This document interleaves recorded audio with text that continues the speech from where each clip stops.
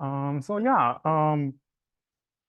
life story. So I don't know. I really don't like the name of it because I don't know. It just sounds really cliche. But anyway, um, so just as a disclaimer first, I don't think people usually do this, but I want to do this. So first of all, it is not a comprehensive view of my life because it's not. It's just not. I just cannot do that. And second of all, I think it's not the full truth, and I cannot tell you the full truth for a lot of reasons, and for personal reasons and for time reasons as well. And third of all, this is my own from my own perspective. There may be things that's differently viewed from different people's perspective. So the stuff I'm going to tell is from my own perspective. And then I think the last 3 points are essentially similar. I don't want to demean any people in the process of my telling my life story. Maybe people hurt me, and then people have done whatever to me, but I don't want to demean them in any way. Just want to tell whatever happened. And it's not meant to glorify myself. And I think I try my best to showcase how God's been working in my life so far. So without further ado, let's get started. So as a GS, I'm told not to read text. So this is the agenda, and feel free to gloss over the agenda.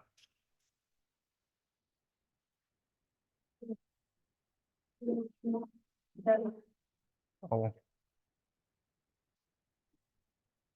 thank you. Yeah, so this is the agenda. So anyway, let's just get started. So I think in abstract, if I were to summarize this whatever life story session I'm sharing, um, if you know Japanese art, there's a concept called kintsugi.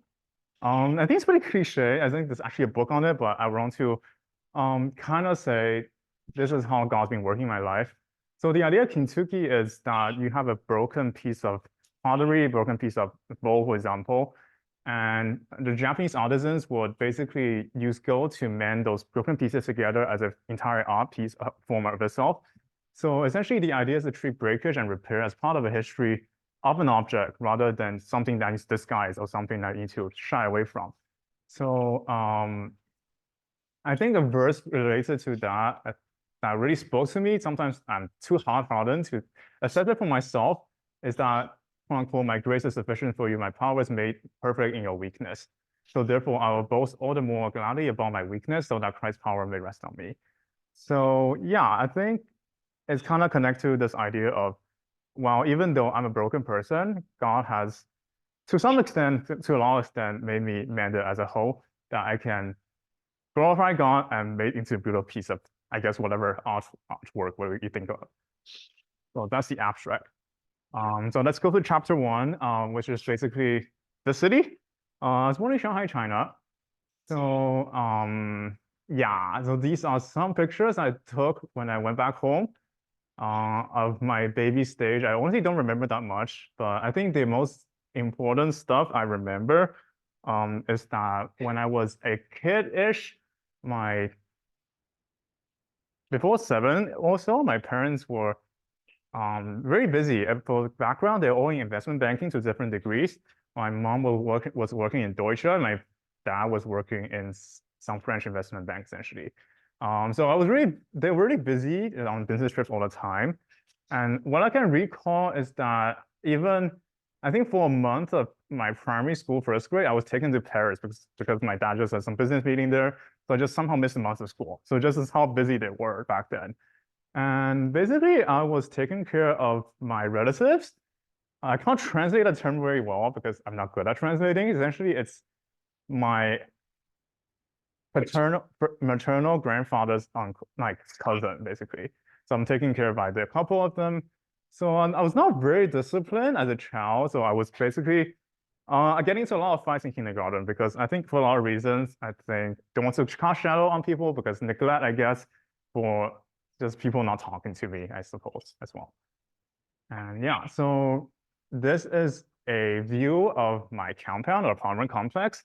So it's really pretty during the autumn season. So I think this is one of my most worry-free stages of my life in which I can just, I ride my scooter, not for foreshadowing, I ride my scooter here.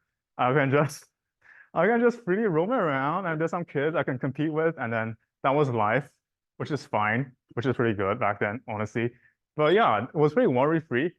But and this picture showcased another thing of that era, and it still kind of persists today. Because my parents are kind of busy, and for some reason I just started to collect dolls and stuffed animals. A part of the reason is that I think I just want to create sort of imaginary family for myself. I think I'll just treat them as my kids, which is not in a good way, but whatever. And then I will kind of integrate into my family. I think my dad does not really like the fact that I'm doing this because I'm supposed to be a guy. But this is not a guy thing to do. But yeah, I think some of them still persists to this day. I don't talk to them as much anymore. But yeah, this is I don't elaborate too much on this, but yeah. So anyway, so middle school and primary school, basically, my maternal grandfather moved in to the same compound when I was 9 or 8. I think partially the reason is because I was doing mediocrely in school, which is fine by Western standard, but that's not good by Asian standard. So I think for background purpose, my paternal grandfather, he was a rocket engineer in like when the PRC is founded, essentially, when China is founded. And so this basically is very strict on me. And one example of that is that when kids on Friday, they will usually just play. I'm not allowed to do that. I'm just allowed to like finish my work and play, which is basically a lot of work. So I don't get to play in the end.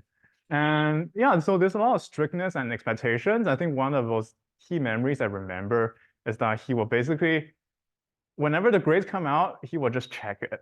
And then on the way home, which is this primary school is like 10 minutes away from my home, I'll just think about how to deal with that situation. And I think there's also separation as well to a certain extent, even though I'm technically in the same compound with my parents. I'm basically living with my grandparents. So I miss my parents a bit. I think they just kind of dropped me there. So that was that. And then cynicism is because I mean, don't want to cast shadow on people. Even though I think he doesn't lack money, he's kind of heavily invested in the Chinese stock market, if you know what that means. So basically, his mood is dependent on whether the stock is green or red, essentially. And don't want to like, and he basically watches all of like stock commentaries. And I can see how that impacts him, and then it causes a bit of cynicism to me. And he was kind of critical to the government from sometimes, but I think it just brought me from like a very idealistic child to a very like realistic child throughout this 1 year or so. And I guess also another reason is perfectionism. It's kind of trained this way as well because I think during summer vacations, most Chinese students, I mean, if you know that they were needing to do extra stuff, and then I just want to play, but I was like rushing my like extra stuff, and then one day I just got it really, a few times I got it really wrong, and he just really criticized me for that. I think just basically he would check my homework because he knows what's going on because he's a rocket engineer, and then just like he would just criticize me on that. And yeah, and regarding my parents, they are kind of less busy now. My mom basically, I think she realized how busy she is and that she shouldn't be that busy. And then she switched from Deutsche to Goldman, so which is a different investment banking company. So basically, I later knew that as a result of that, she had to take some sort of, she was in a higher position at Deutsche, but she had to go to a relatively lower position at Goldman. So, but still to me, even though my parents are seemingly less busy, they're still kind of busy. And a lot of times they're just like time spent on extra schooling. So I'll kind of explain what that means. I'll move this away. So this is kind of how I got into computer science. Ironically, not ironically, this is how I got into the Walled Garden as well. If someone understand what that meant. So basically, to some coincidences, my dad just had a lot of computers because he's in banking. And then I just like use his old computers. And then I think on the Chinese New Year 2008, he basically kind of said, oh, we'll gift you one. And then I just said, I want an Apple computer. And then fine. And so basically there was still Best Buy in China back then. So we went to a Best Buy store, like near my home. And then he picked me up a MacBook.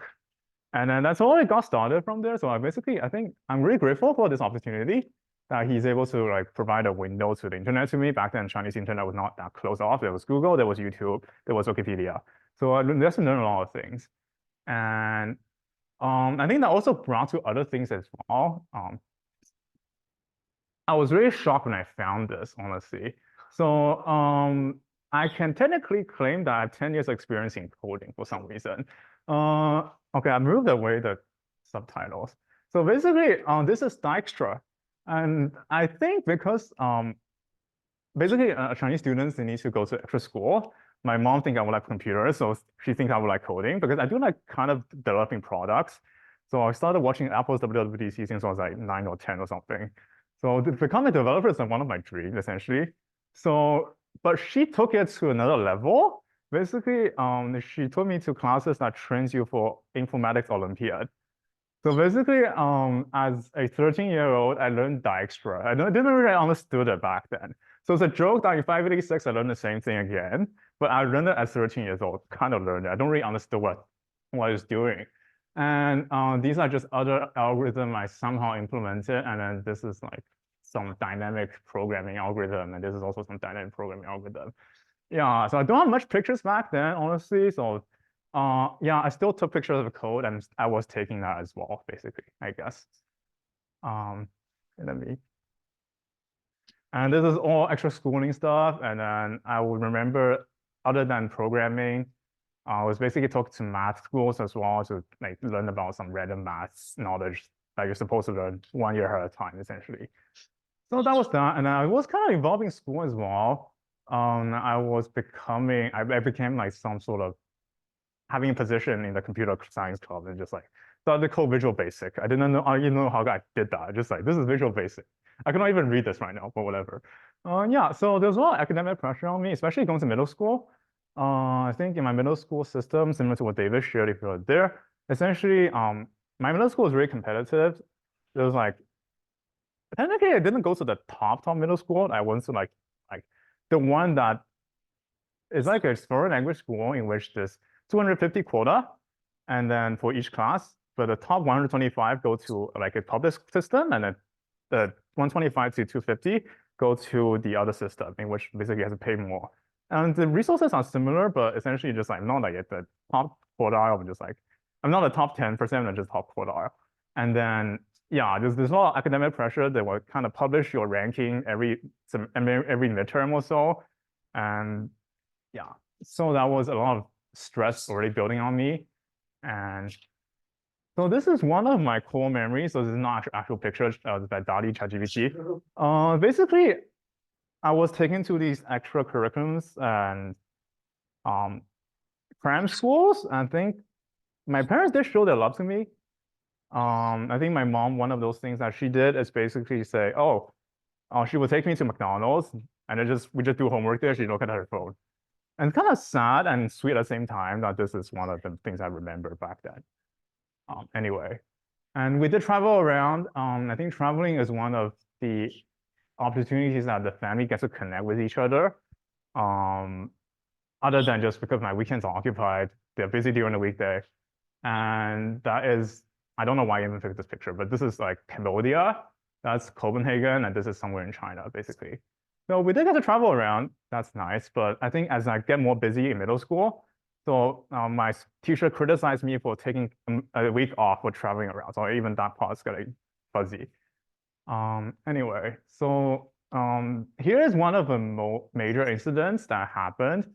So basically, I was not very close to my dad in the beginning because for a lot of reasons, he lost his job.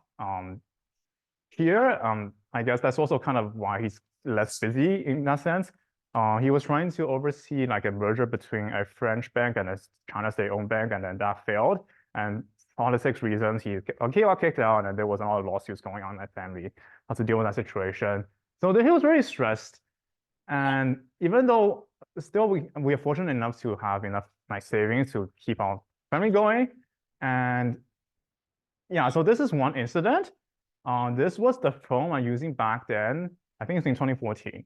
And so basically what happened is that we were on a trip in Southwest China in Yunnan, and I was in a hotel, and imagine like just 2 beds. I think my dad just joked about some things I don't like. I just started throwing stuffed animals at him, and accidentally I threw a phone at him. So that was really tragic. It landed on his eyebrow essentially, and there's just blood gushing out.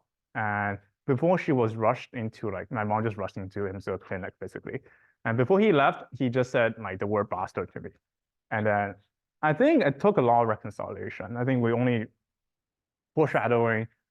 This is just basically like a symbol of how our relationship has been. Yeah. And the next chapter is Hong Kong. So yeah, basically, besides that incident, there were a lot of troubles with my dad. I think you can see this from me as well. I would talk to you about like just business stuff. I think my dad similarly, he cares about people when he talks to you about business stuff. So what he does is like in summer vacation, this is kind of the kind of strategy he would bring me to his office because he's kicked out on French banks, so he's on his own now, like doing investment on his own, which is fine. And honestly, like, he brought me to his office. I guess he has clients, how he deals with his clients and whatever. And then just felt like a part of me have a sense that, oh, am I just your investment product? Am I just your private equity fund to succeed you in the future, right? I think that's really discouraging thought for me, but it didn't help to alleviate the because he just basically talks to me about these kind of things all the time. And then there was when talking personal stuff, he is very commanding, and as if I'm just like gonna become his second, whatever that meant. Anyway, so in 2015, I think we landed in Hong Kong on August 11th for a lot of reasons. One reason is that my mom's department in Goldman, basically they tried to restructure. And then they said, if you don't go to Hong Kong with us, you're gonna switch to another company. So that's one of the reasons. And also, I think another reason is like China was going through not so good political times starting from then, right? So we thought going to Hong Kong would be a better option, quote unquote, better option, whatever that meant now. And anyway, so we went to Hong Kong. And this is my school, which is an international school. So some of you may come from that school. So essentially, it's called Hong Kong International School. For background purposes, there was 50% Americans and then 40% Canadians. The rest are basically other nations. So even though I went to some really prestigious schools in Shanghai, it was really tough for me to transition into that environment because I barely spoke conversational English. I mean, I can understand what you're trying to talk. And then I think my context is not long enough to hold a conversation in English. I just forget what we're trying to talk about.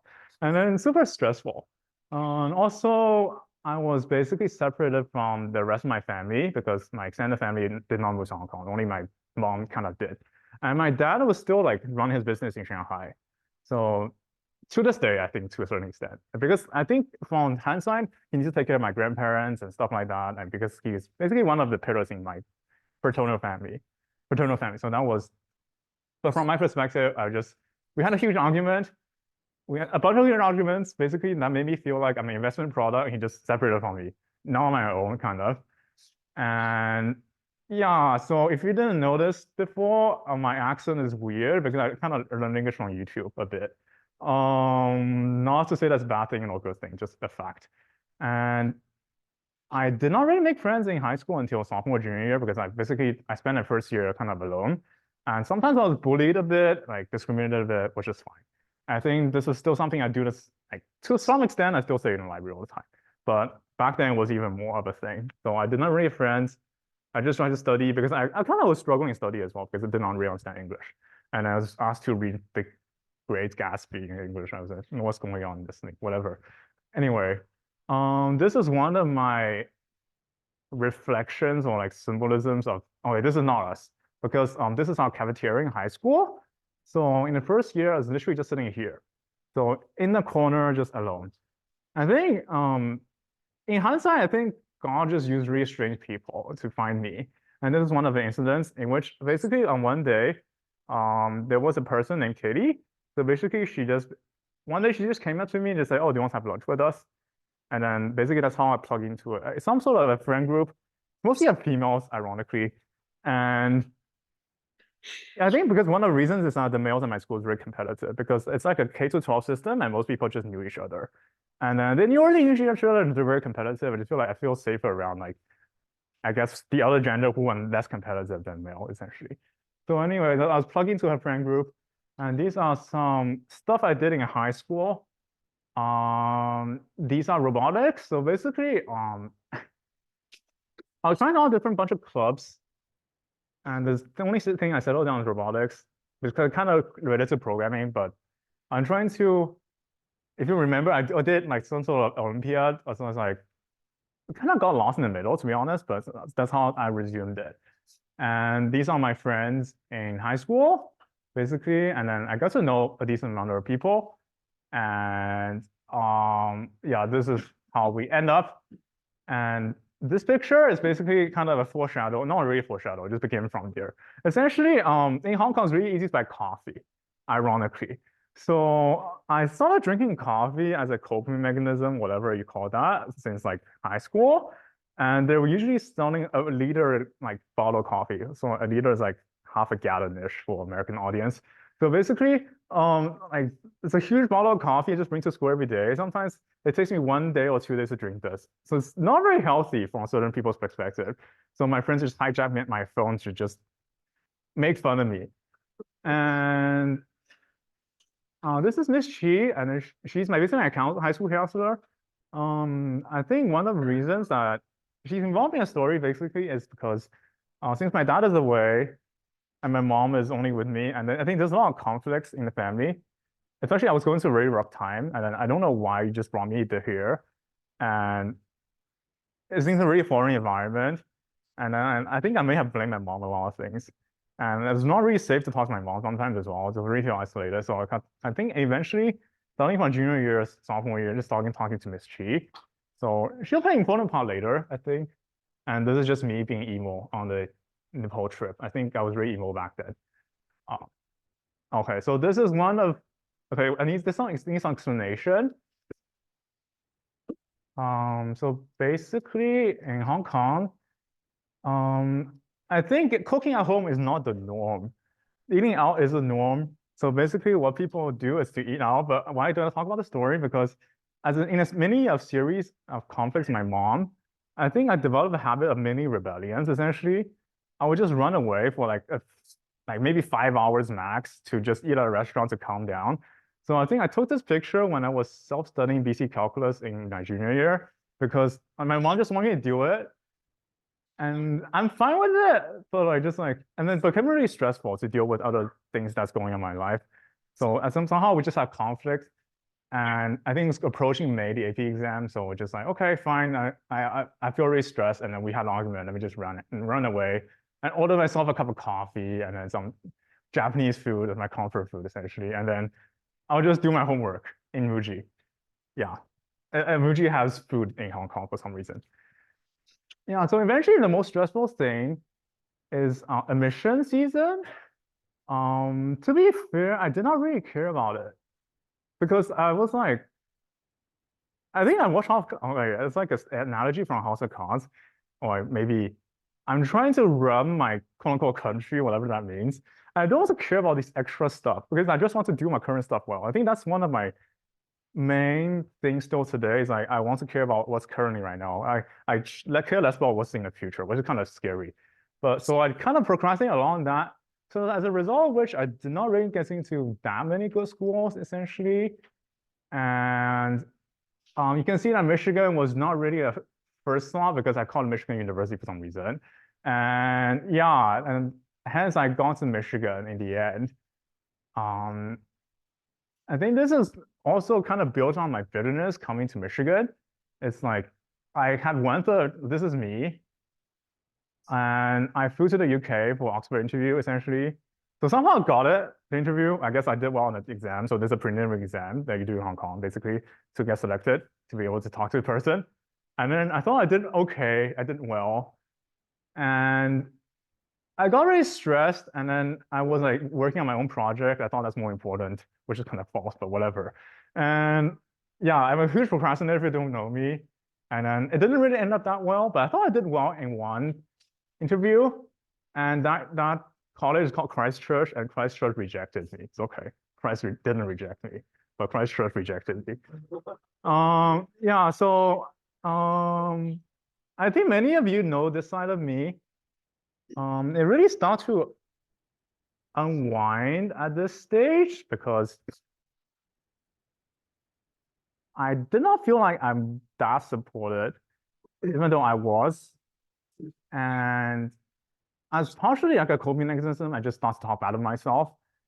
And when you do it, people tend to sympathize with you. And it's kind of a negative reinforcement in some way. And then until you cannot get out of it yourself. I think this is one of my major problems I've been kind of dealing with throughout the process. Is like I would just draw these cursed drawings about myself, and then I would just call myself dumb because oh, this is basically another club I'm involved in. It's called Quiz Bowl. Essentially, it's people answering trivia questions. I'm surprisingly good at that for some reason. Yeah. And then I'm not that smart, honestly. So some people score better than me. I feel really bad about it afterwards. So yeah, there are many people who are smarter than me. So anyway, so yeah, we come to this point. Some of you may know this. So I think this is just right before I go to Oxford for the interview. Essentially, a lot of things that's accumulated. I don't know exactly what happened, to be honest. A lot of things have deleted from my memory. So I got really stressed. My mom was kind of stressed as well. So on one day, I think on this day's like 24th, I think, of 2018, October, she asked me whether I want to have breakfast or not. I don't have breakfast. I don't eat breakfast still this day, so I don't eat breakfast. So I was like, but she became extremely mad at me as if I've committed a sin against her. Just like, because I know she's busy, she wants to care about me, but I just don't want to have breakfast. That was my attitude, right? I think one of the key characteristics I noticed about myself, I'm very adamant on certain things I believe in. I just don't have breakfast. Okay, fine. And then we just started arguing with each other. And yeah, it becomes to the extent that it just like, because I think a lot of reasons, I just threatened that I would just kill myself on the day. I think I'd just be gone or something like that. And then I went to school. Basically, I slammed the door and I went to school on the school bus. And then on the way, I pretend to be fine during the majority of the school until people start to go home. And when we go on school buses to go home, our campus is like in the middle of a mountain essentially, for a lot of reasons. And so when to go home, I said I cannot have a home to go to because I don't want to go home. And then people got concerned, and yeah, so but like I was like, okay, I kind of need to lie to them. Like even though I told them I would not like kind of be safe. So I went to a bus that technically headed my home, but just I stopped like a few stops earlier. I got out a few stops earlier, and then I sat at McDonald's in Shao One. It's just like I was just okay. Let me finish my homework before doing whatever stupid stuff I'm gonna do. So I finished my homework, and yeah. So and I think my counselor noticed. Maybe she noticed eventually. So she started like calling me like that. I don't pick up, texting me. I said I'm fine. I'm not fine. So people noticed me, and then my mom knew. So it's like in the middle of around like maybe 7, 8 p.m. I just like, okay, what should I do? I should do something. And if you don't know, I live in Quarry Bay, Hong Kong. So basically it's next to a seaside. And kind of 10-minute walk from Seaside Park. So I just like wandering around whether I should like jump from this footbridge. It's not exact one, it's like over there, but this is just an example of which. So eventually I didn't because kind of on the grace of God, and my friend kind of stopped me, and my mom found me eventually. So that was one incident. Um, so this is how I ended high school. I don't think as okay as a GSI, I know people don't read, so I can briefly summarize. The key paragraph is like I was just basically thinking about death all the time, and then I was very existential. To a certain extent, I still am, but I was wondering a lot about my purpose. So what am I actually doing here? Like, what are you doing right now? Why are you still living? Because I've just been through a lot of things that bring through a lot of like, just, I guess, just like, I feel life is just a lot about studying, just about trying to get a good job, etc., etc. The process is so painful. So that's why I felt kind of pointless, honestly. And I think life is really a lot of struggle. And I think the end is kind of ironic. Wish you luck, or rather wish you work harder. I think this is just one of the attitude I have for myself. It's like, if you don't work hard, you become a failure. And even if you work hard, you'll still become a failure, but less likely you'll become a failure, I think. Yeah. Oh, I have a enlarged version of this. Sorry. Feel free to skim through it. I'll flip through the slides. Uh,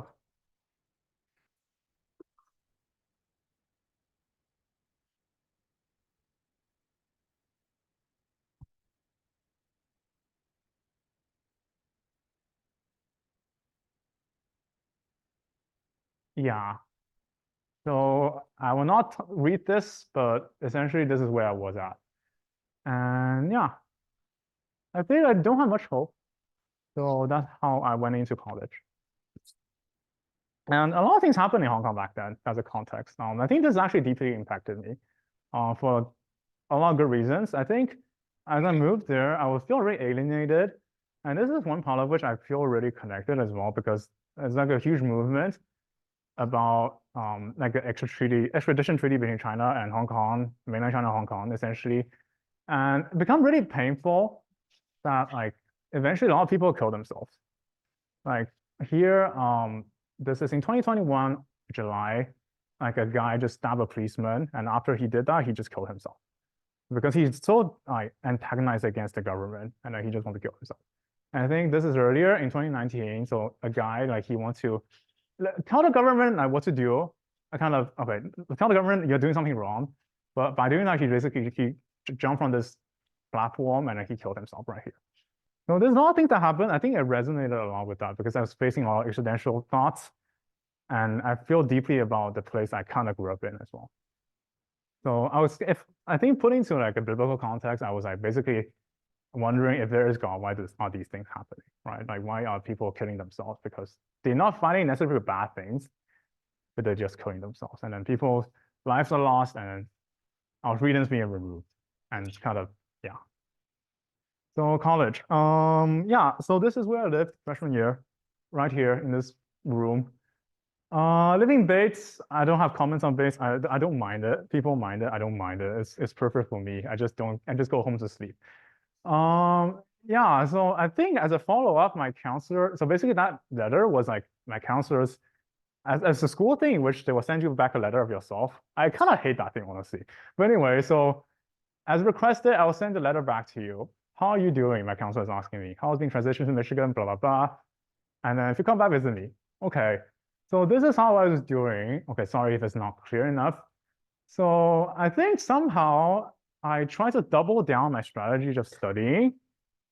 And because I can do it, I just do it, right? I think people didn't warn me anything. My freshman counselor didn't warn me anything. So I basically took the EX280, EX203, Math 216, Physics 340, and EX201 the same semester. Then actually only 16 credits, by the way. So I thought I'm fine, but I'm not fine. I was going insane. Basically, this is the letter I wrote to my counselor.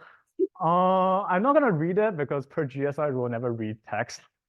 Essentially what happened is like, oh, I'm keeping going back to my dorm at 1 a.m. Okay, now it's later even, whatever. And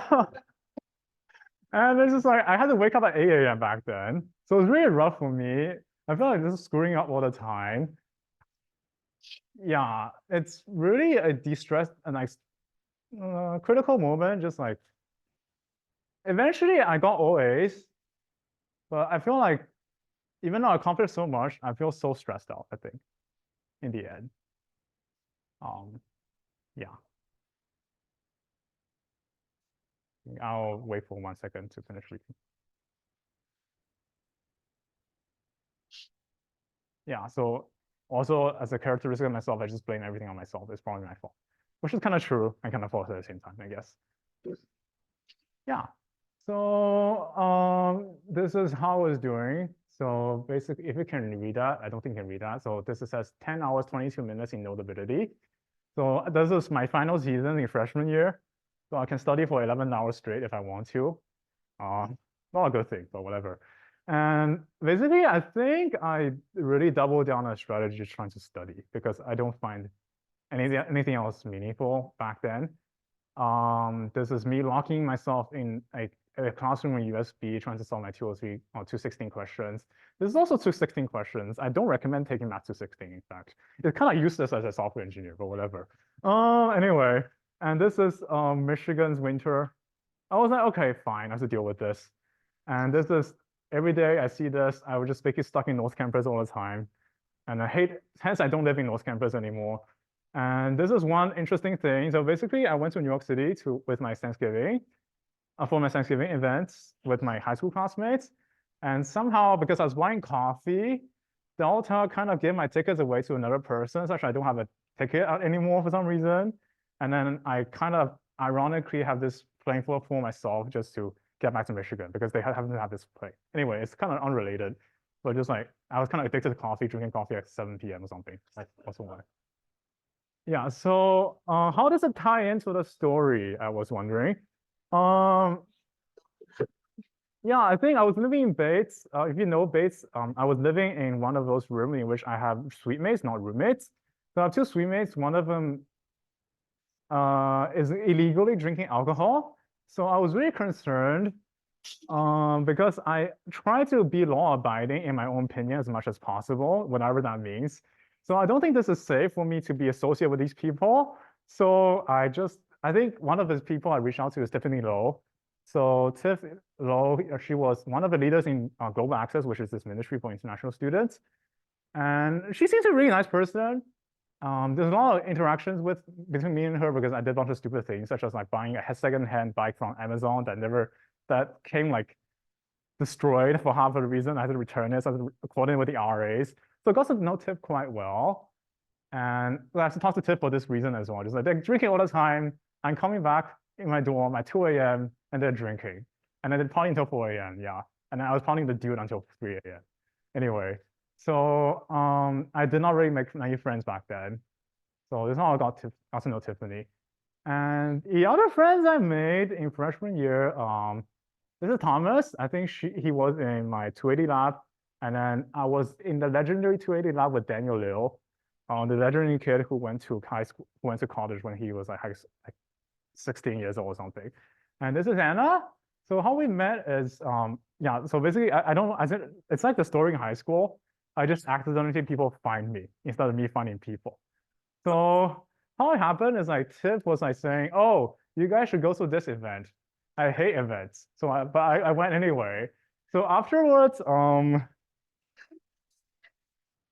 what happened after was interesting. So I think I'm just walking back to Central because stadium is like, this is the Chrysler Stadium. And eventually I was just walking on myself with myself. And then Anna just randomly said to me, oh, hi, my name's Anna. Like, nice to meet you. And suddenly we just met. And anyway, I didn't have any friends back then. So I just started walking with him. And then she eventually invited me to her friend group. And this is the next kind of chapter.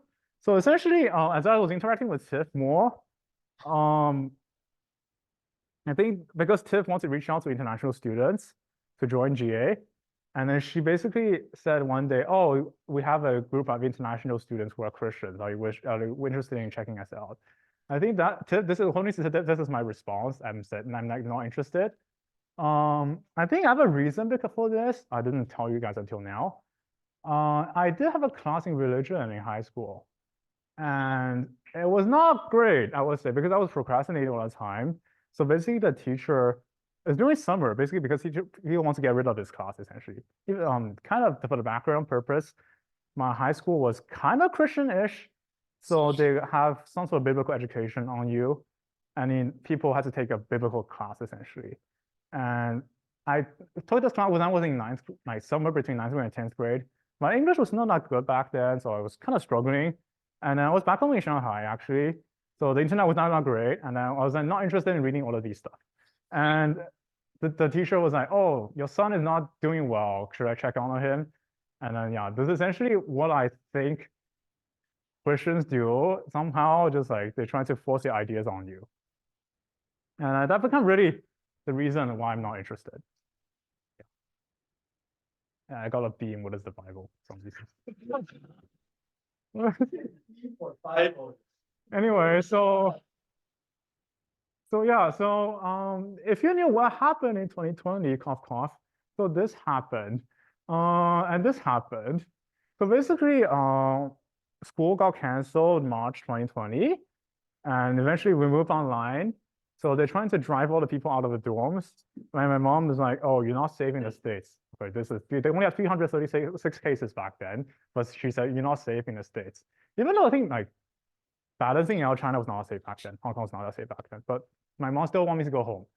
So legendarily speaking, I fled the US. How I fled the US, okay, is I first go to visit Canada, and there's a direct flight from Toronto to Hong Kong. But like on the day I'm supposed to leave, like on the Monday, I believe, Justin Trudeau said we're gonna shut the border. And then they shut the border on Wednesday, but my flight was on Wednesday. So I have a Canadian visa. So I was like scrambling around. So basically I escaped the US by kind of booking a last minute flight. I was not really packed, but anyway, whatever. I tried to pack my pack for like 5 hours or something.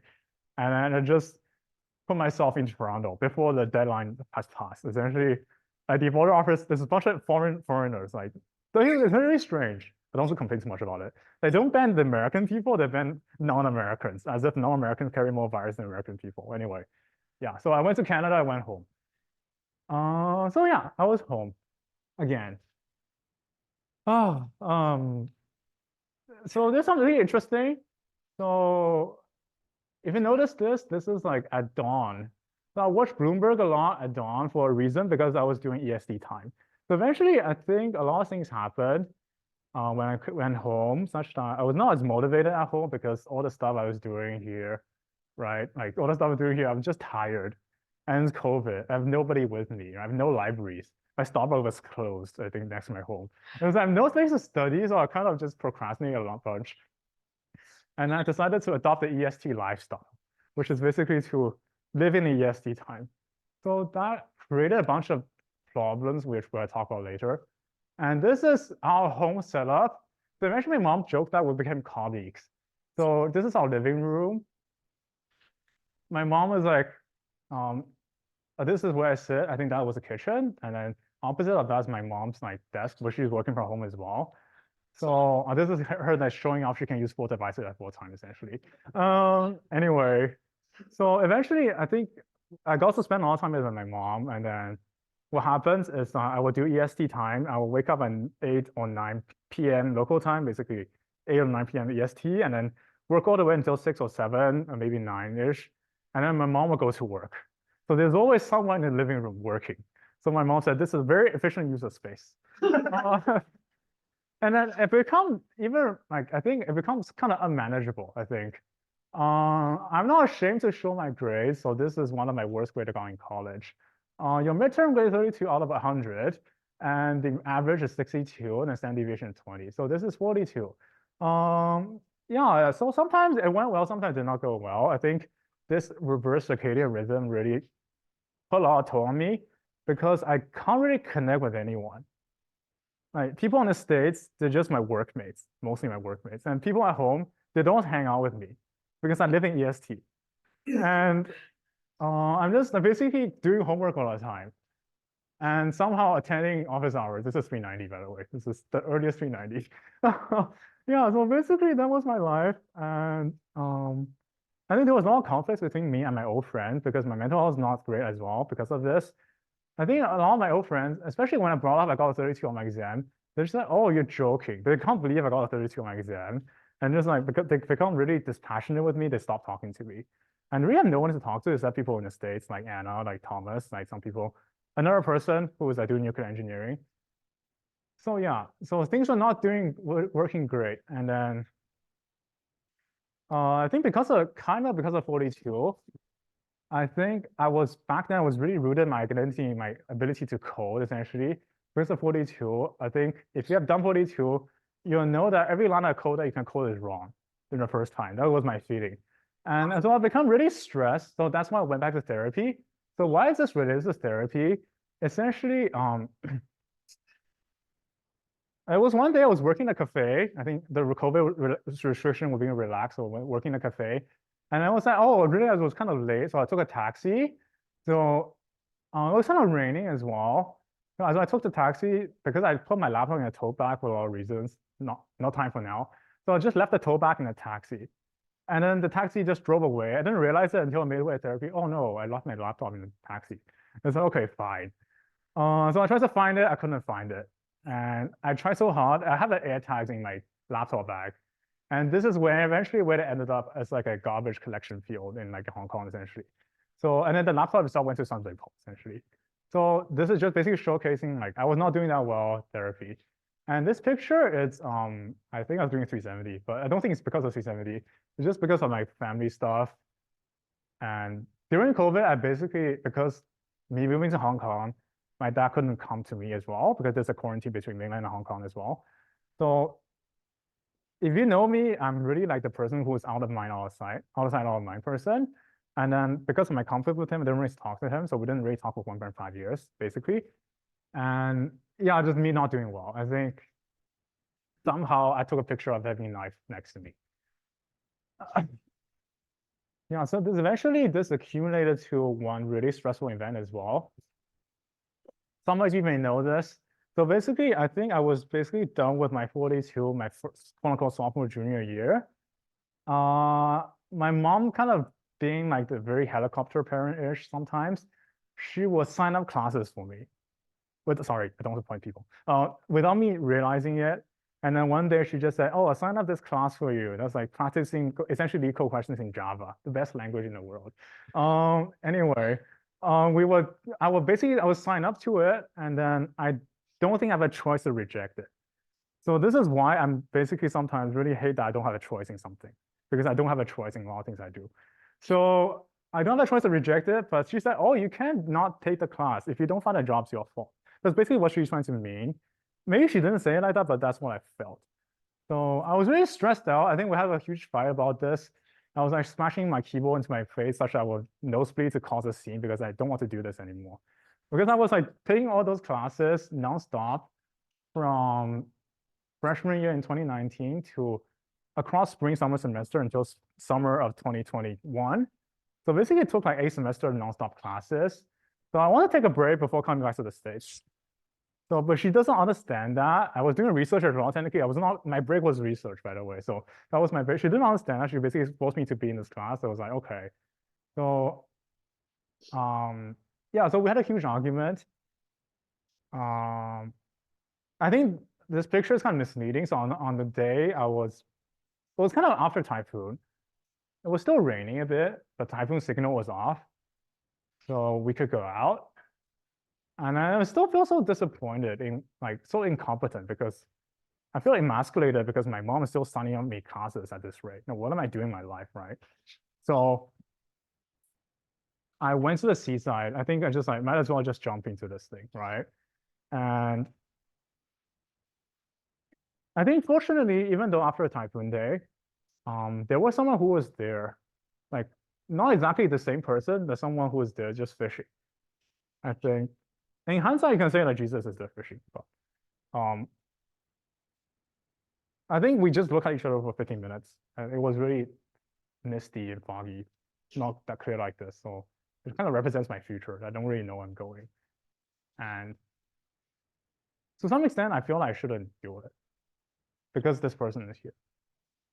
I think in hindsight, I can see what's going on, right? Because Jesus is here. But so I didn't do it. And even though I took the class, I mean, kind of helped, but I feel really bitter, I think, again. And so, yeah, this is the end of going back home. So in 2021, August, so basically my dad flew down to Hong Kong to see me one last time before I moved back to the States because we're going in person, haha. So I was actually renting courtyards because I thought in freshman year people want to secure housing, so I secured housing. And I don't know when UMich is going to go back in person again. So I basically rented this empty place for 1 year and just it's there. And then this is the first day I went back to the States, and then I tried to unpack everything, and this is everything unpacked and tidied up a bit. So kind of stressful as well, but at least give it away from our parents. It's like a double-edged sword. Sometimes you feel good, sometimes you don't feel good about it. And this coming back, I think I was still talking to a few friends back in the States. One of them is Anna. So essentially, I think, okay, can I turn on the lights over here? I don't remember. Anyway, I cannot. So anyway, so basically she invited me to GA and thank you. And the conversation goes like, oh, do you want to go into Bible study? Like Bible study, eyeglasses, question mark. Sorry for being judgmental. And she said, this was not judgmental at all, it's okay. And I asked, what is GA? And she said, oh, I actually don't know what GA is. It seems to be on campus, they do Bible study. I was like, okay, anyway. So this is why, again, I think because what I experienced about like Christianity, and because, for example, Bible study, I think the only in-person session that we have for that class is just like the prof talk about Genesis 1 in the beginning, blah, blah, blah, right? And I asked him who God is, and he just went trying to extra away from the question. I feel like, but coming to GA, I feel really different. But anyway, back then, I really feel disappointed to a certain extent, and then I feel like you're not doing your job. And then I feel like, oh, are Christians just like this? I don't know. And I know he's a nice teacher, but he doesn't have the capacity to explain in front of like 20 students who God is. But that's what I feel like back then. Yeah, so that was 2021. So I came to life group a bit. I think I went to every life group, not every life group, but almost every life group, because I think first of all reason is I really feel like GA is a different community. Back then there was a brother in GA called David Xia. And if you met him, he's in the military. If you can sense something from him, he's like a very confrontational in a good way guy. I think it really suit my style. It's like when I ask him, what does that mean? What does this mean? He can actually explain it with passion rather than the teachers I have back in high school. Yeah. So that's why I kind of stuck around as well, just because I need more friends. Kind of implicitly know that. And this is some events that happened in 2021. So I was still doing my own thing a lot of times. This is like a research project. I worked with the chemistry professor, try to run some computer vision algorithms to extract some cells that can do some classifications on them. I failed in this project, by the way. And this is just me being alone in the dude. I hate the dude for this reason sometimes because there's like so much trauma there. And then just listening to Ethan Chan and then like doing my 492 homework. And this stuff, I think politics really hit on me. Sometimes I just think about why does God want this thing to happen, right? So I basically just watch TV all the time when this thing happened. And then this picture is showing, it was still COVID back then, if surprised. And I was so like mentally bogged down by COVID. When my suitmate in Korea got COVID, essentially, I tried my best to say, I'm so sorry, I have to leave you. And I rented a hotel room for a week to stay away from COVID people. And then I just like, so it became extended, I started to wear the duck mask, the N95 duck mask. I was so like, whatever. And it's been really stressful. And I'm still indulging my workaholism. This is Panera Bread's bread. So they actually sell bread, by the way, if you don't know. So basically, I was kind of eating bread for dinner. It's like, I don't have, firstly, food sucks, so I just started eating bread. So all of these things shows that, okay, even though I have life group, I guess, I didn't really go to any other than just Tuesdays, Thursdays events. I'm just doing my own thing. And then I make some friends along the way. But I think I sense a bit of like, so I think when I was talking to David, there's not a bit of resentment of God. It's like, why am I so busy? Like, if you created me, right? Yeah. And still, coming back to Michigan doesn't solve everything. I mean, in fact, it worsens some things. So this is something I drew. I don't know why I drew this. I think it's to de-stress a lot of times. And this picture is the exact opposite of Michigan winter, if you think about it. It just gloomy all the time, not blue skies. So it become really bad. And it was not a good season for me, even though I think if I reached out for help, I would have gotten more help, but I just didn't because I just very so self-reliant back then. So this incident, so what happened is like, because I was doing research, the research stuff is in NCRC, is really far from my places like Courtyards or Dude.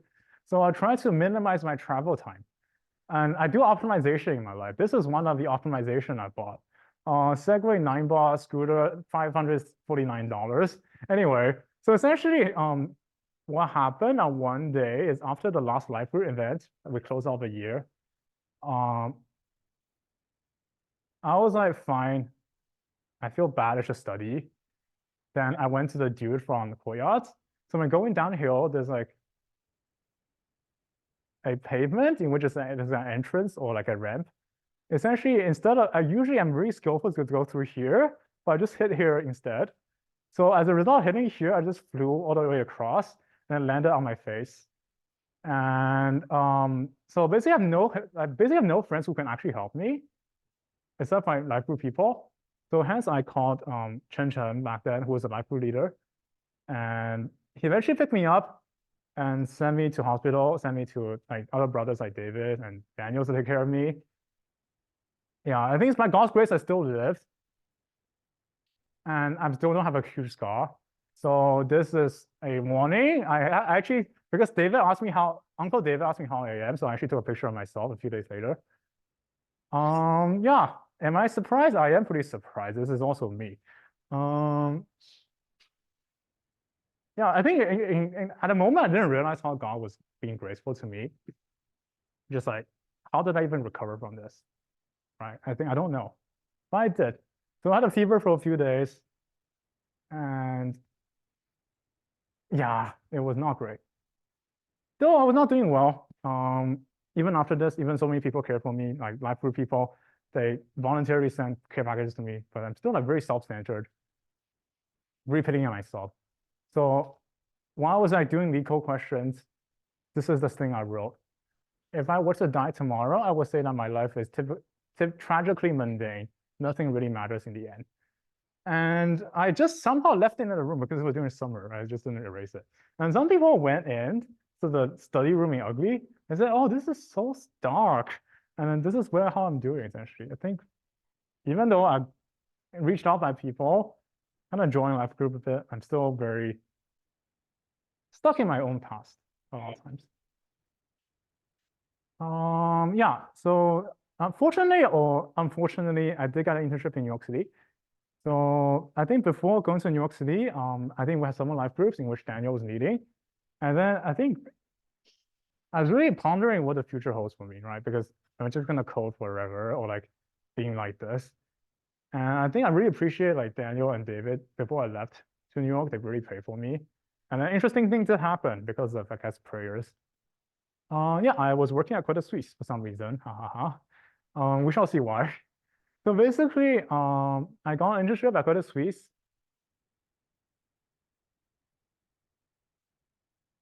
Yeah, I think God always gives me interesting things. And what I did during the summer, essentially trying to migrate from Python 2.7 code base to Python 3.5 or something.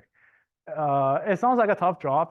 So basically, the manager was trying to let an intern be their Lord and Savior to save their code base, which is not possible. But he will have this high expectation on me. So I'd like to talk a bit about the manager, but I don't want to demean him, just want to say how he is and what he did to me. So this is a typical day. His name is Chin. So basically he will go into, this is like a meeting room, he'd go in there, and then we'll sit down for 2 hours, talk about requirements. And that's one day, I think before the end of the internship, that's what he wrote. Chin just knows more. Not true. Chin is just smarter, 170 IQ. Chin just doesn't care about work-life balance, period. I think you should talk about other stuff. So basically, you can say this is like a Christmas Carol, the Scrooge character. I don't demean him that way, but he has this human side. But I would say I really find a lot of him in me, right? I'm just trying to care about my work, trying to do as much as possible. I think he's really close to people who doesn't matter to him, but he's not close to people who matter to him, right? For his colleagues, what happened is that he often shout at them. And one time he said to another colleague who was like kind of senior as well, it's like, quote unquote, your work is crap. And he was using the F word around sometimes as well. Even though I don't go to that level, I feel like perhaps this is one way I could be going. I'm just so stressed out every single day. And I think I'm really smart for some reason. And then ordering a bunch of people to do things for me. Right. I don't know, just left me thinking a lot of times. And he did give me an offer in the end. And I was pondering, should I go back or not? Because he said, you should not go to grad school, just come work for me. But technically, I graduated college, undergrad, but I don't have any tangible friends I can hang out with. So just like, might as well not go. It's kind of pointless to walk alone. So yeah. So I was pondering, but I think maybe it's God's direction for me. I just didn't go back because I don't think this is a even good working environment for me. If there's God, there should be better stuff for me. So anyway, I went back to Ann Arbor. Before going back, I went back to Hong Kong to see my dad again. A bunch of stuff happened, but not time for now. So this is life group in 2022 fall. It was a really small life group, but I think I really learned a lot from it. And I think at that point, Uncle David left. So to be honest, for me, life group became a bit more boring because there's less arguments around, and then many people not there. And then I think I just somehow went to life group because I think I owe Chen Chen a favor because he kind of rescued me in the end. And yeah, I think just kind of stuck around. And the next chapter is retreat, essentially. What happened is I think I made a stupid bet with Anna because I was like doing 583 stuff, and then there was like a bonus section for our homework. I started really late, and then was like Daniel was like ushering me to like go to retreat every single day. I was just kind of sick of this, honestly. And then I made a stupid bet is that if I actually finish this on time, I will go. And lo and behold, I did. So I guess God worked in me. So I just, okay, fine, might as well sign up. So I went to retreat. And I think at that point, I think personally, I did learn a lot from previous life group and from my background as well. I thought I knew what the Bible was talking about.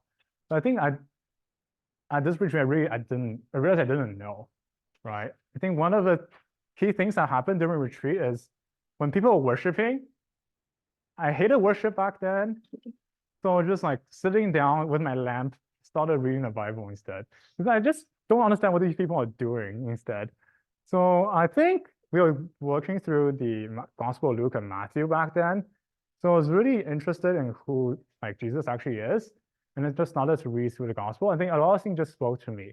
For example, therefore I tell you, do not be anxious about your life, what you will eat, blah, blah, blah. Okay, don't want to read through this GSI instinct. But essentially, it's so different from what values I held back then. It's like, do not be anxious. And you do have intrinsic value in you, right? Which is what we talk about today. Another thing, it's judgment. If you don't know, I'm a really judgmental person. So when Jesus said this, let me take the speck out of your eye when there's a log in your own eye. You hypocrite, first take out a log of your own eye, then you will see clearly to take out a speck of your brother's eye. I think a lot of times I feel like I want to be right all the time, such that I try to judge people. I think in the end, I should really take out the speck in my own eye. So anyway, I think I really left in a deep sense of just pondering, because I knew that like quote unquote Jesus died for me, but when reading it, it felt really different. It felt like he's actually being alive and dead for me. And yeah, so this was a photo taken at the end of retreat. No, it is retreat. And I think there's really contrasted with when I'm reading the Bible on my own, like during high school, without any guidance and without any people just talking to me. I think this verse especially stumbled me, even in Decalogue, which is the 2021 life group. This is the context is basically God was trying to prepare I forgot the word.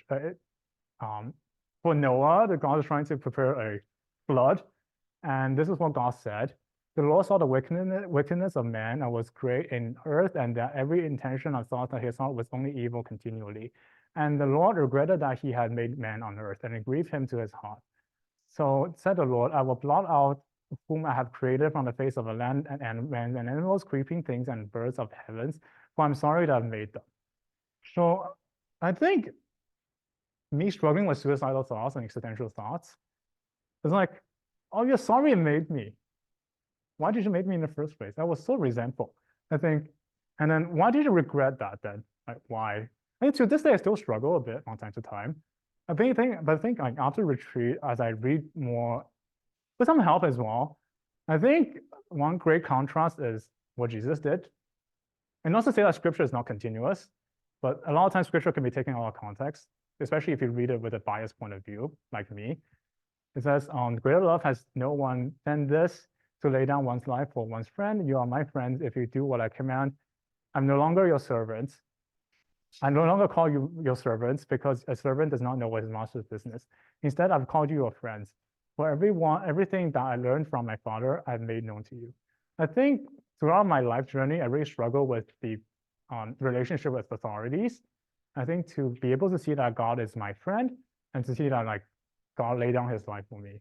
I think that really changed the perspective in like who Jesus is, right? Even I kind of know that he's real-ish, but to say that, oh, he's such a good person to me, it made really a difference, I think, after that retreat. So there's one more thing. If you recall my high school counselor, Miss Chi, I think we had a lot of conversations. I think during college app season, but she's a Catholic, but one time she just said, oh, I think you should really major in theology. You seem to be really interested in this stuff. You will be really interested in this stuff. I mean, at that time, really didn't understand because remember the grades I got in like, so it was really contradictory to me. But I think as I read more like the scripture and during God's teaching, I really become interested in theology. And I think her words become true in some sense. You will be really interested in theology. So I think on one day in November before Thanksgiving, I think it was after me doing laundry. I think a voice just came to me saying, how to know that God exists? I think as a computer science major, I will go to some scientific methods, quote unquote scientific methods, in a very not strict way, right? We do evidence hypothesis t-testing, right? So I need a piece of evidence. And I immediately thought, I can be a piece of evidence in this story, right? Me being alive, somehow me being in GA. And then suddenly I just recall whatever that happened I told you before, right? Just me almost killing myself twice and almost dying on a scooter and somehow connected with 3 different people from GA in my first year of freshman year, first week of freshman year, not even first. So I met Austin in Berkeley randomly. I met Anna randomly, and I met Tiff randomly, kind of just randomly sent to Bates. I think these are all like signs that it's very unlikely if God doesn't exist. If P given the hypothesis, null hypothesis, very unlikely. So I can say I can kind of reject the null. And I know because God loves me, even though I kind of refute that sometimes. So I think at that point, I think I gradually accepted God. I think that was in November 22nd or 21st of 2021, I think, 2022, sorry. Yeah, I think I've just become really in awe of what God did because God can predict like 7 years ago, you should major in theology or you should be interested in theology. And I didn't know about myself back then. So that was really an awful moment, I guess. But life still continues. This is what's happening. So this is Credit Suisse.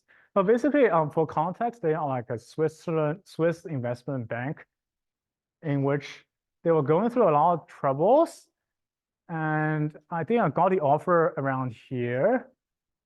And my boss gave me like 2 months to ponder it. So it's around here. So they're already not doing that well. And thinking about what happened at my workplace, I was like, do I actually want to go through this? Right. So it's like I didn't really pray that much about it.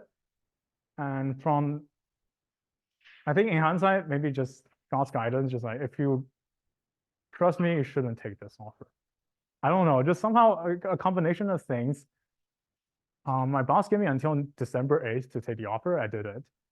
So lo and behold, something else happened, I think close to December 8th. So this is around November-ish. But the problem is, so basically I got another interview. So I got a decent bunch of interviews, but none didn't come through.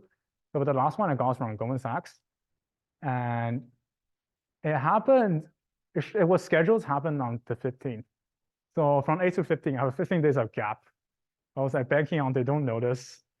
And I guess God has something better for me. I think actually December 15th is my birthday.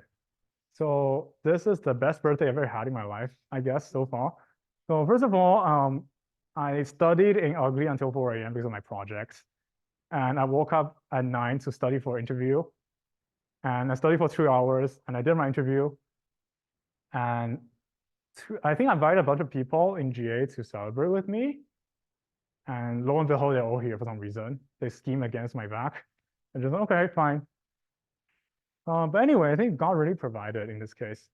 Like, eventually they confirmed my position for internship. And then I did not have to, quote unquote, go back anymore. But I do feel sorry for my manager Chin, which is like honestly, I think I learned that like his basically another backstory is like why is he so mean to us? Because he needs to take care of his father, which is who was pretty sick, and he just constantly grumbled about him. And then eventually he died because he went to the New York office because he was remotely working in Texas all the time, and he brought back COVID from New York, and that's why his father died. So I really like wrote apology letter to say I'll pray for you, but he didn't respond to this day. But anyway, so it was really God's blessing such that I have this position. And yeah. So I went back home that winter. I think I was very grateful that my parents accepted me as a Christian. This is very different from other people's experience, I guess, because my mom always wanted me to believe in something. She knew how much struggle I've had if I don't have an anchor in my life. So she was really glad, and both my parents were really glad, actually. So that was a blessing in my life. And to be able to see that my families after COVID slowly come back together, it was a season of healing for me, essentially. And eventually, okay, I guess I lied a lot of things, but I got baptized, I think last year, April 7th or 8th, I don't remember. Yeah. This was the picture that we took afterwards. I think God really brought me through a lot of things. And I think I've kind of partially did it because I really want to show my appreciation to people who have worked with me and to really establish like a firmer foundation of faith to an extent. I think it was also a season of healing, as I mentioned. Yeah, so basically my dad was trying to reach out to me for some reason. And I felt I should write him a letter, but I will not read through a letter, please skim through it. Essentially, I think I just went through a bunch of stuff that we never resolved because I think one of the things that our family should work on is that we never actually resolve things. We just sweep things under the rug.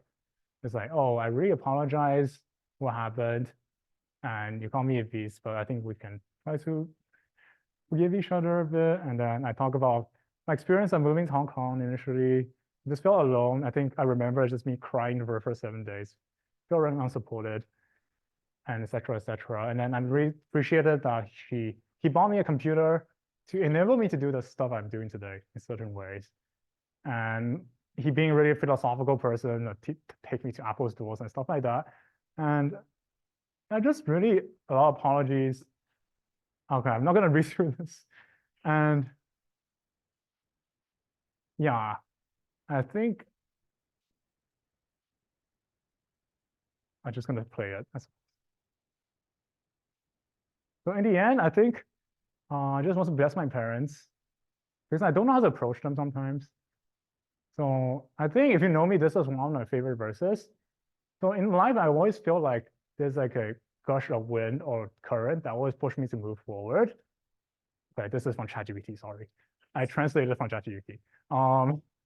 So this is my favorite verse sometimes.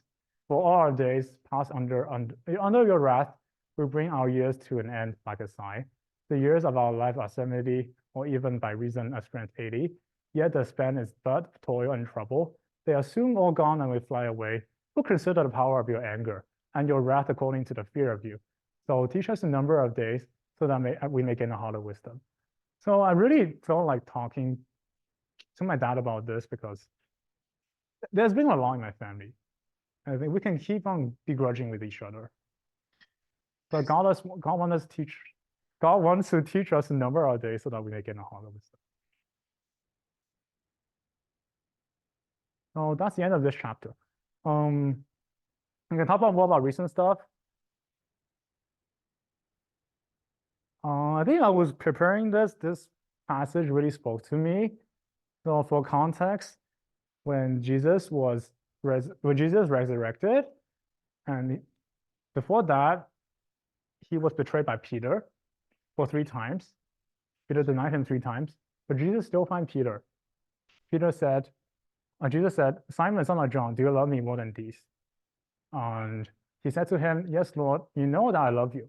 He said to him, feed my lamb. Okay, I'm gonna skip a bit.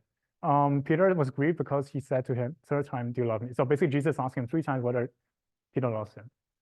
And in the end, Jesus said, Feed my sheep, truly, truly, I say to you, when you were young, you used to dress yourself and walk wherever you wanted, but when you are old, you will stretch out your hands, and another will dress you and carry you where you don't want to go. And after saying all of this, Jesus says to him, follow me. So I say that for a reason. So first of all, I think the main challenge that in the past year is this question: do you love me more than these? It's not about just, so what does these mean, right? So these can be my Ds essentially, right?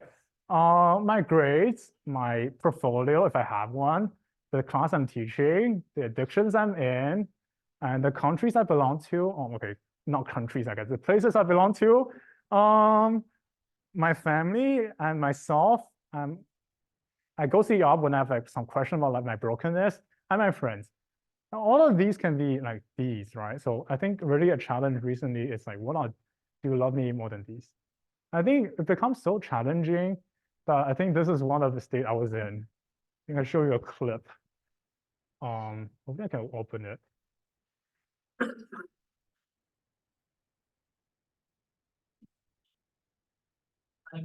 You're just cold. You did it again. There were no cows. What was I supposed to do? You're running around like you have to right every wrong. Okay. Fine. You know what? I'm a big guy and I'm pissed off. You have no idea the kind of crap people are pulling, and everyone's walking around like they're in India videos. They're all getting screwed, you know. You know what they care about? They care about the ball game. Or they care about what actress went into rehab. I think you should try medication. No, we agree. If it interfered with work. You hate Wall Street, but maybe it's time to quit. I love my job. You hate your job. I love my job. You're miserable. I love my job. I love my job. Mark. Then, I'm okay. I really am. Hey. No, my cat. That's my cat. That's my cat. That is my cat. I'll tell you later. Anyway, so why did I talk about this? I think I really see, again, like a reflection of me, even though I was not that mad. I'm pretty mad about myself a lot of times still, about these things, right? Like, I love my job. But do I love my job? I don't know. Right? I just feel really so resonated with that guy. And then I feel like sometimes I'm like the white knight who wants to correct every wrong in the world. But in fact, I cannot. And I try to correct myself as well. That's very painful. Yeah. Before I start this slide, I would kindly ask for some respect because some of you guys know what's happened. And for the purpose of privacy and protection, I would ask you guys to protect the information barrier that we have. So basically, for all reasons, if you couldn't tell, I skipped through one slide. My dad was worried that I couldn't get married for all reasons. And it became really stressful. And eventually, I think I sense a lot of jealousy from people who are dating, and it became really hard to me. I think I did have some feelings for one person, and eventually I feel like God want me to do it in some way. Not to say that you have to do it, but I think I chose the braver route to try to clarify what the relationship between us is. And we were really graceful at the end, such that we kind of DTR'd and we say, oh, this is our relationship. We did not have that between us. But I think the process was really painful for me, especially the past year. So in Psalm 73, I think it's a good psalm to read it.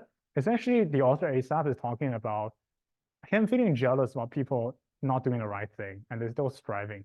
And then what he's suffering is, my soul was embittered when I was prickled in my heart. I was brutish and ignorant. I was like a beast towards you.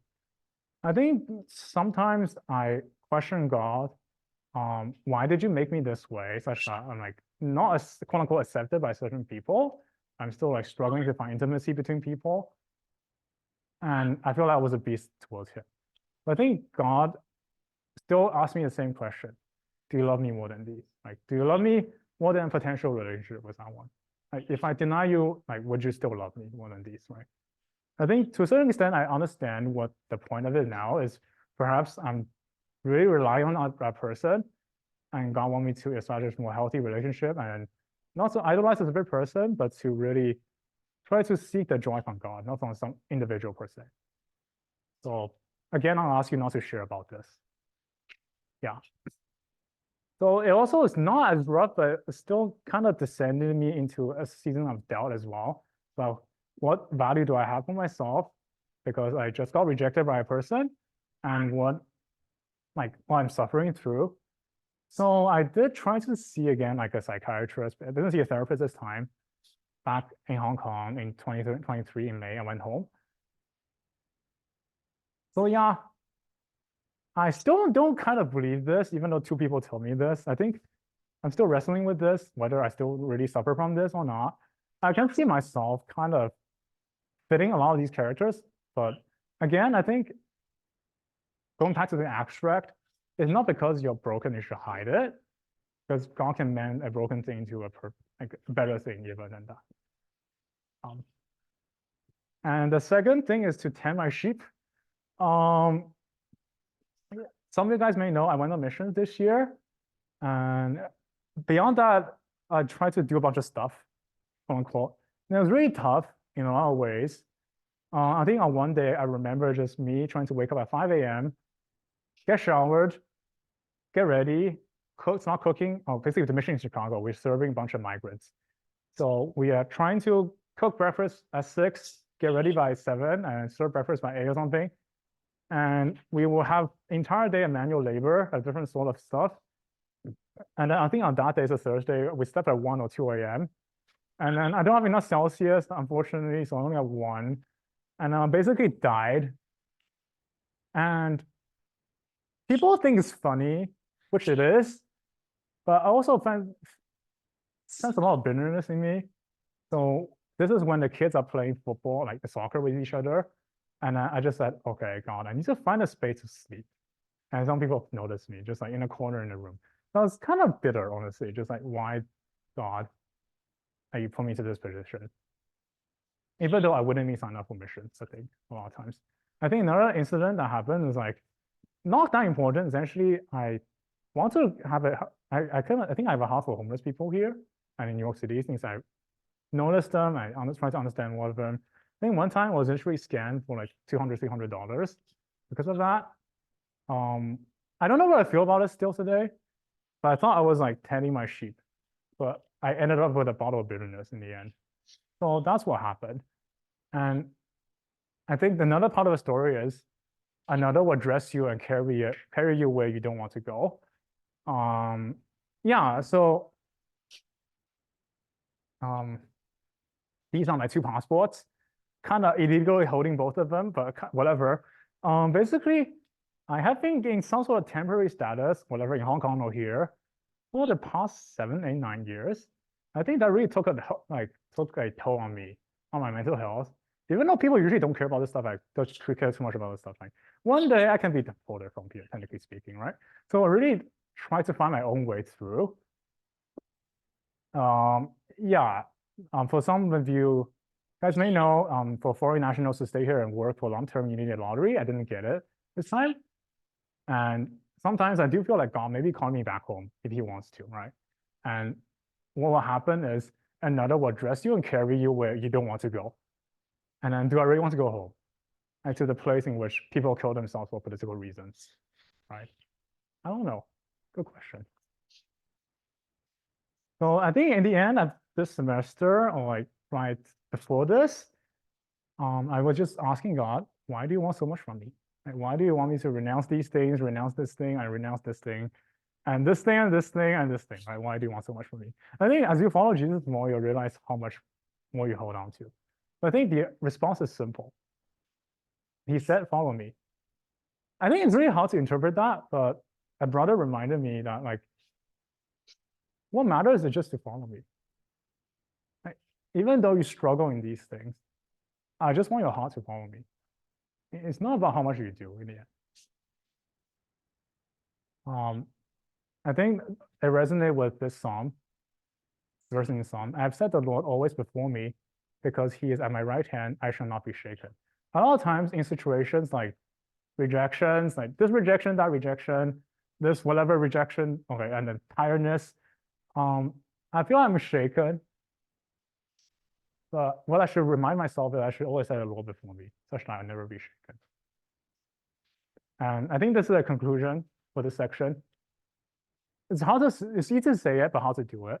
Treat God for who God is, treat people for who people are, and treat things for who they are as well. So future works,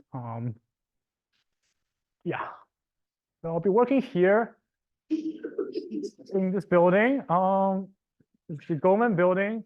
It's very not ostentatious. You actually couldn't know until you really find it. So I'll be working here. I don't know what I feel about it to this day. And this is my office. Yeah, I do this for a reason. I think through our missions, I'm just contrasting the two views I have. Like, this is the view of my office. Like Jesus said in Matthew 4. Okay, the devil told Jesus in Matthew 4, I have set the world in front of you. If you bow down to me, I give it to you. Right? This is the world in front of you. If you bow down to me, I give it to you. I think in contrast with that, like this year's missions, we're stuck in some like no window, it's not a basement, just like a room for 7 days. I'm not stuck there, just literally just domiciled there for 7 days. And this is the contrast. So I was wondering, like, does God want me to give one up or to give the other one up? But I think what God really wants me to do, perhaps, is to really try to abide in God's kingdom in this place. It's really hard because there's a lot in front of you. But if you abide in me, I abide in you. Without you, I can do nothing. That's one of those things I want to remind myself every single day, if possible. So summary. Yeah, so I think God has been really faithful in my family. There's a lot of stuff I didn't share for the sake of time, but he's been really faithful. We still lived, and we're still here. And God's been really faithful to provide people who really care for me, despite me not finding them, just found me instead. And God provided all those people to really be with me, even though I didn't really find them in the first place. And I think we can end with a song of worship if necessary. I think this is a bit cringe, but it's okay.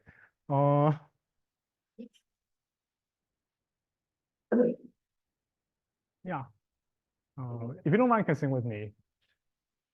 Yeah, this is a pretty famous song. I think it really resonates with me.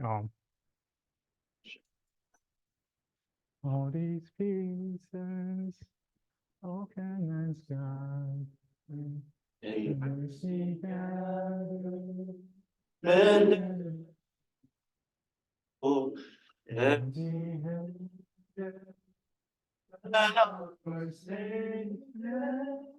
I've been set free. I've been set free. Amazing grace, how sweet the sound that saved a wretch like me. Oh, I once was lost, and now I'm found. Was blind, and now I see. I can see you now. I can see you now. Joy. Lay yourself down. Raising up the broken tonight. Okay, we can stop there if you want me. Yeah, I think the end is also take this heart, Lord. I'll be your vessel, the world to see. Yeah, I think this is I guess a wish as well for me to have. And to resonate with the abstract, it's, even though I don't acknowledge it sometimes, it's really God piecing me back together in certain ways for broken pieces mend it at home. I'll be a vessel, the world to see you're loving me.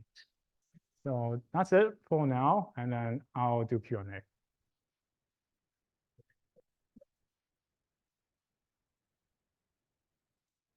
This is one of my favorite lyrics in a band called My Little Airport. I recommend their songs. Most of them is very emo in Cantonese, but this one is not that emo. So like,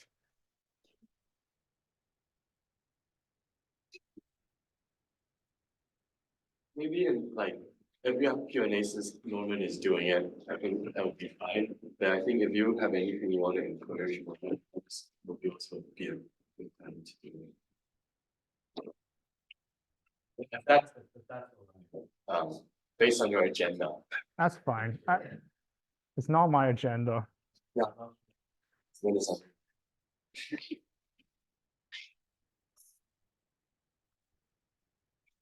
that? That works, I guess. How do you feel about the letter that you wrote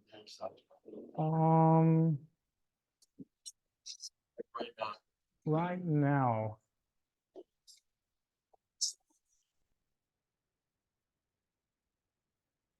Okay, I'm finding it, but I think I still struggle a lot, but I can see why I struggle.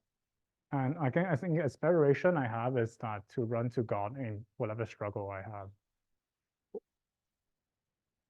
I think this is the letter, right? So I think this part is somehow still true, unfortunately. And I don't think this is true.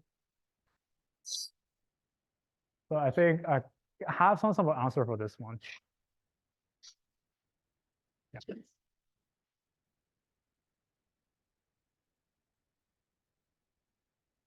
Yeah. What changed between like your first setting of that class, like Bible study, like the questioning emoji, to like actually going?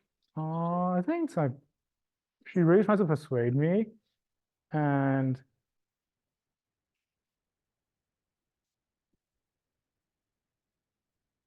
oh yeah, I forgot one thing. So sorry, I literally forgot. And the first time I went, I saw Tiffany, and then she was my RA, and I never imagined seeing her again because after COVID, we're just gone, right? But the first moment I stepped into like I think our church backyard for the first event, I just like okay, we instantly recognize with each other. And this is also part of the reason. Just like okay, maybe this is something interesting. Maybe just start exploring it, I guess. Good question though. It's not a question. I just have to for encouragement. Yeah, first of all, thanks for sharing. Like nothing's necessary particularly new, but I think also just listening to everything kind of put together in sequence and with all the additional internal thoughts that you have had specifically paired with the verses I spoke to you, I think they're just reminded again of how much you've been through and the fact that where you're at today is truly God. I think a lot of us here that you got baptized too. It's just like you an idea of how like it seems like it'll take some time for you to really get there. But then you put your faith in Jesus. And I think personally a lot, right? I think like even as a long time together, talking a lot of things. I think just a lot of time my own like pride or love would I just forget about like how much you could do. Or, how I myself could also be loving or just in general too. And I think just really just reminds me of all that thing. And I'm not saying like, oh, like the more terrible a person's upbringing is, the more like or anything that's not what I'm saying. But I think it's just really a blessing to be reminded of how God has been working in my life and what a privilege it is to actually to like witness your transformation through this process. And I don't just like a lot of things that are just internal. And like it's not like just like you can like it's not really how things work. but even how you're willing to, a lot of time, like, yes, you'll express your, like, bitterness to things, that could be a good thing, right? Because you're able to, like, let people know about it, and, like, how you think about certain things, but how a lot of times you're still willing to, like, after you, like, wrestle through it, like, take the step that you believe is more loving, it is more for the body of Christ, it is for like the sake of humility, it is because of what Jesus taught. I think that is one of the biggest transformation I've seen. I think it's just one of the biggest blessings to be.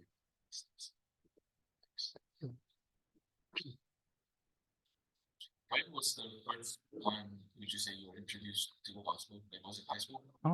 Actually, there's a lot of backstory as well. I would say it's a high school.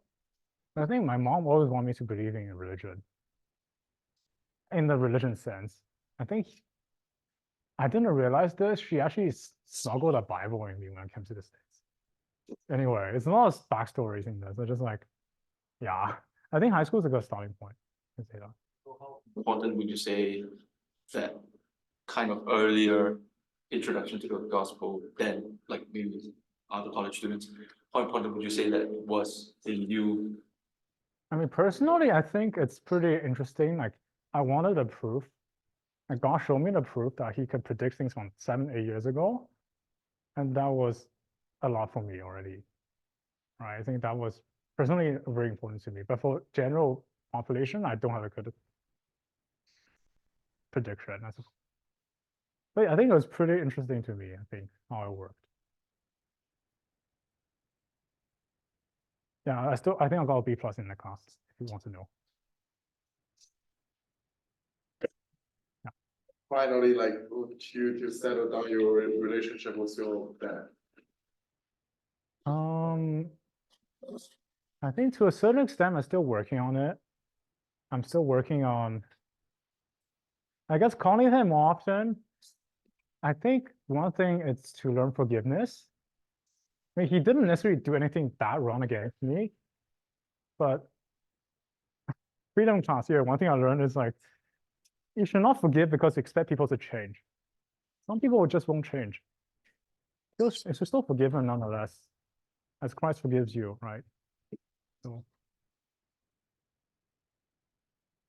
yeah, I don't think my dad, I think he changed somewhat, but not that much sometimes, to be honest.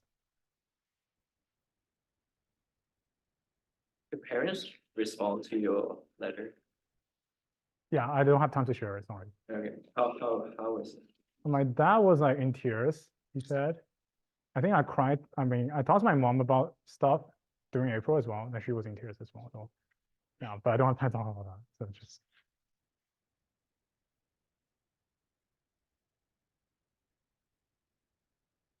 Andrew? Actually, I think all of things were new to me. Yeah, I'm sorry. I couldn't really talk about my life, which is why I'm inviting people here. Okay. Okay.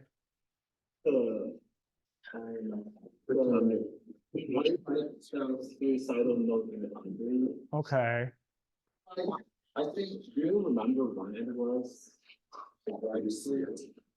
Yeah, because like there are people calling the country was like there are some police looking for I think this was in May 2021. I think by one time. No. I'm kind of started up. I thought that was your but okay, no worries. Okay. I think like during your lifetime, I think you can say this like meal. Because I think it's how I get some of the people and I think I can kind of see when you are talking about your story how you feel that and listen them now to your life. I'm actually really grateful that like you could have come and find God here and God like really lead you to your own salvation because you also talk about like that could be your anchors that you have bridge or like or like other cities. I don't know. I think that's one biggest thing that we want to thank God for. And the other thing is like, again, that's still I think was like really self-evident. You kind of like prepare for like. Yeah, I'm sorry. Oh, GSI skills, I don't read text. So. You can read it if you want to. So it's like, I think it's really like touching to me, because like, I don't think I have the ability as you do. It's like anyone or maybe of me, family or something like this. So I mean, because I just really want to say that like, it's something that I could like learn from you and see what I can do on my own translation of these people. So I think that's good. I don't think it's my work, to be honest. I don't think I do this on my own. Just thank the Holy Spirit, I guess, in some way. And then I think I'm actually very blessed by the story. I think I was expecting much longer from you, but I think it's very concise, and I do see how, because I tried right before you became a Christian. Really not that long, it's like maybe just a few months. But I really see the transforming moment, right, before and after. And I think maybe right now you feel like you went through a pretty long journey of like struggle, which yeah, it's and I think it's a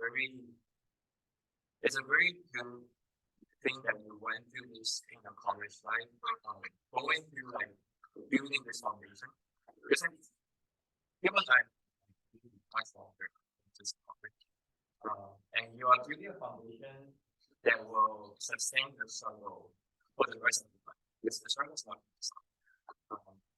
you'll continue to struggle with a lot of things, but like even this letter, right? The moment you are able to write something like this to your parents, it broke the barrier between you and I think you and probably would be able to have much more transparent and honest conversation because of this letter.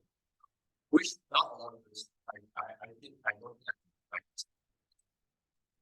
So I think a lot of these things that you're breaking down on, I'm really hopeful that they will continue to make a life better.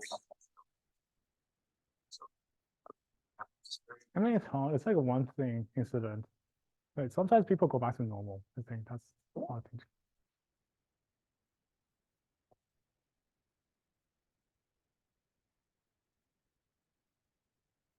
So do you still get like the thoughts that you used to have before? I mean, because you shared the excerpt from Matthew, and then another one of my favorite books is Ecclesiastes, and so like, would you say since becoming a Christian and like have many perspectives changed, or do you still it's still gonna work beyond? Do you still have do you still struggle with perspectives about your job and like what you value and stuff? Or I mean, you know the best.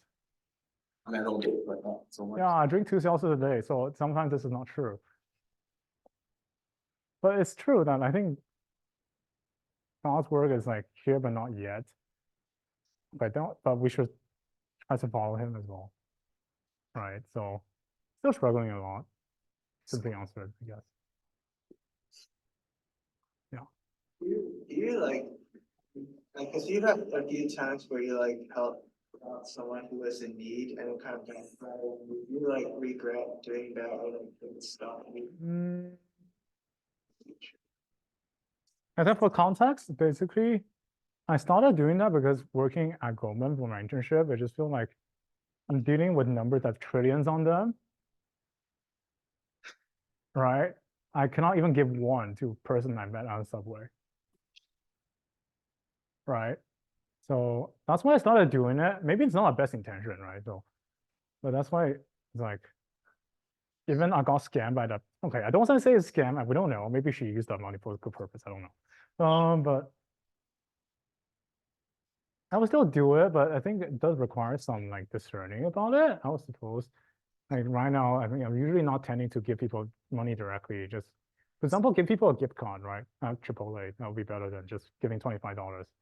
Like your $25 with cash, you can buy drugs, but Chipotle you can't buy drugs at Chipotle, right? So Stuff like that is more practical as well, but I think the good heart is necessary as well.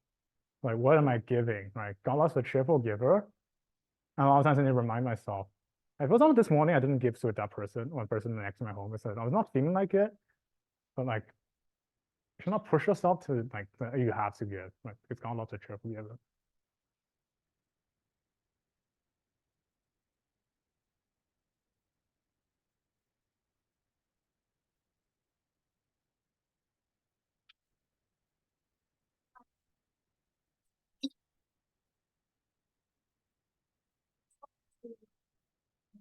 Acknowledge that, well, like, we all haven't lived that long in our lives, like Max, okay, actually, I don't know how. I'm not necessarily like, okay, whatever. But in like hearing your life, I can hear that there's been a lot that you've gone through and I feel like the one thing that I'm hearing in my story is, wow, like God really uses every single piece, every single aspect of our lives, like whether we know it or not.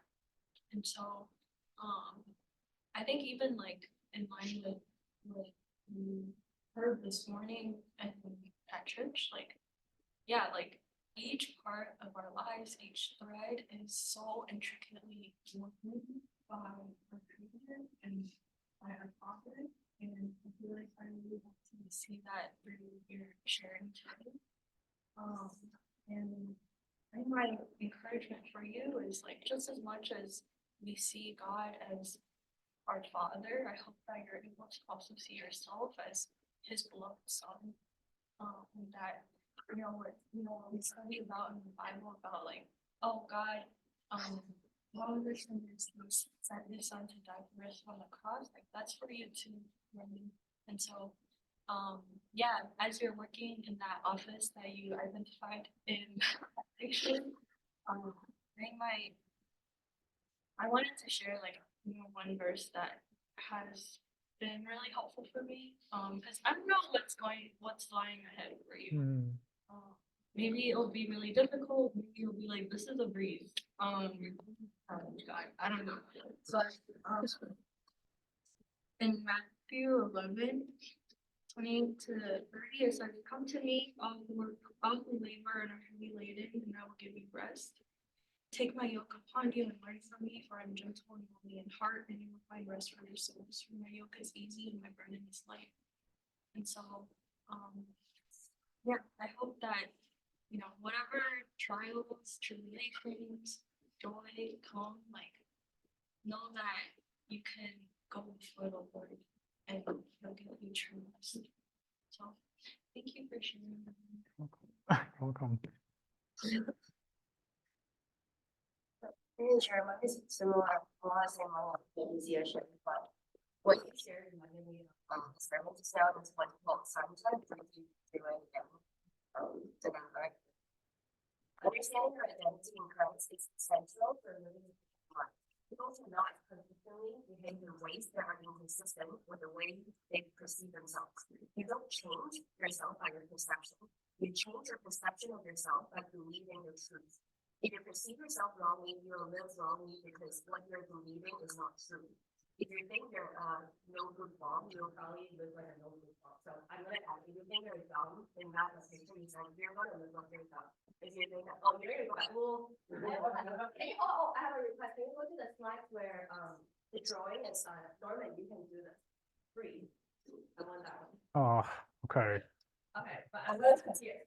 So yeah, so if you think you can do this, then you will probably live like you do this anyway. So however, if you see yourself as a child of God who is spiritually alive in Christ, you will begin to live accordingly. Next to a knowledge of God, a knowledge of who you are is by far the most important thing.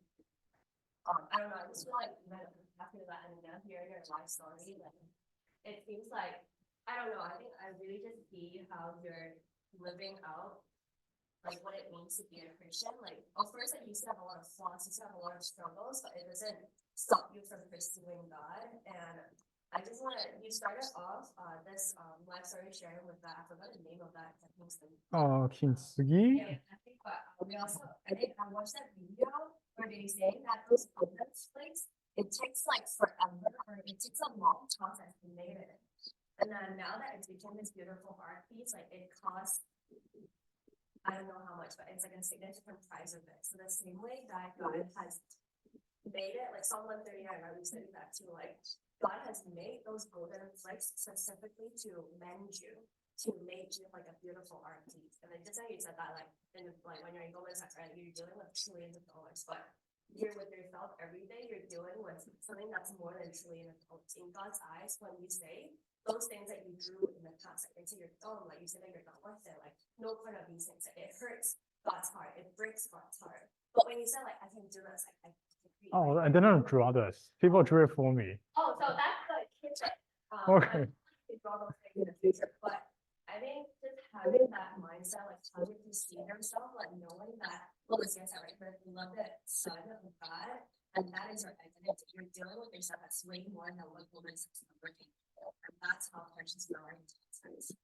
Yeah, wherever, I guess not wherever, but as you're going to New York, like this makes chapter 2, like to encourage you that like these struggles are gonna continue, right? It's not gonna just end, but as you're continuing with struggling these things, like continue to just seek God, because yesterday, like the girl was sharing, and then it was saying how someone was sharing how like someone doing that, and the whole passage is about how like God like created you, no user intimately and all these things, right? But the last verse, or the last two verses, it says, "Serve me, God, and no man, like test me and no man, God, see if there's any offensive way in me and lead me in the way."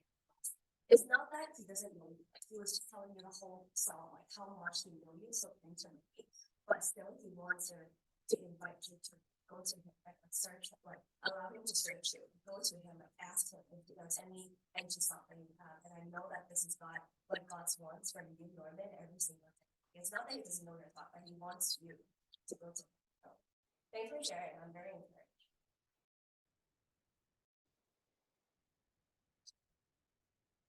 Andy?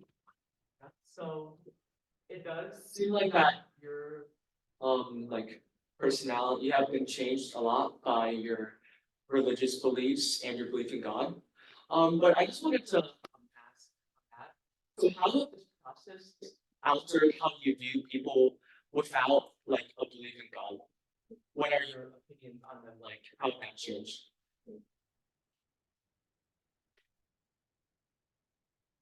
I think before even I was a Christian, I say it as a joke, but I meant it seriously. Sometimes I treat people as APIs, like function calls, essentially. It's like, especially I think that's what I felt as a GSI sometimes. It's like, what is the answer to this? Sometimes when I was a student, I understand what I feel like. I'm so desperate, I just treat people as APIs, right? I think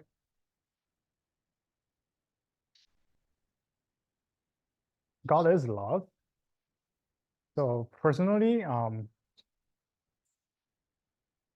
I don't see non-Christians as being quote unquote worse than Christians. If that's what you guys going to answer, like if that's what your point is. We are equally his creation to be made in his image. And that is beautiful in itself. But the God does have a different covenantal love with Christians than quote unquote non-Christians, I guess. I cannot elaborate much further, but that's my preliminary thoughts. So can you give an example of a question that your high school teacher couldn't answer that Chen Chen answered? I think that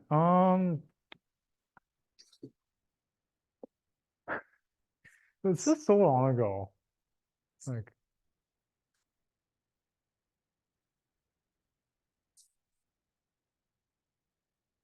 for example, like who is God, the question, right? I think he just didn't talk too much about it, in my opinion. And then, right? But I think David, even though he didn't explain David Xia, he didn't like literally explain it, but I can feel like at least he's willing to explain it. Right. So that's, but that's, for example, right, who is God? Sometimes we don't even know who God is, and we're talking about God. So. Can you share the response? From David. About He drew an entire whiteboard of stuff. I think that's like, you know David, and I don't think I can really remember that. I think I was talking to him about God's plans for humanity, which like it's about predestination versus free will. Essentially, I was kind of bitter against the fact that like God let humanity fall such that we have to obey him in the end. I think from David's perspective, he was saying, oh, this is actually a very good plan. Like he created creation such that we will willingly follow him, right? In Ezekiel, like I'll remove your stone heart, give you a heart of flesh.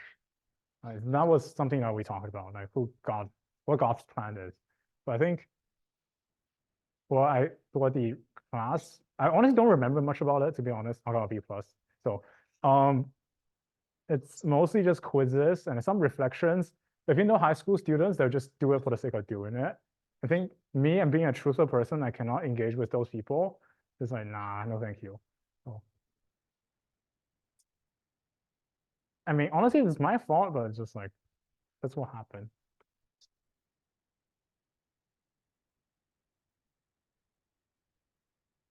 Maybe one or two more. If anyone had any sort of response, either question or affirmation or encouragement. And better pray together and there's a need for Christmas. Maybe we're gonna take one.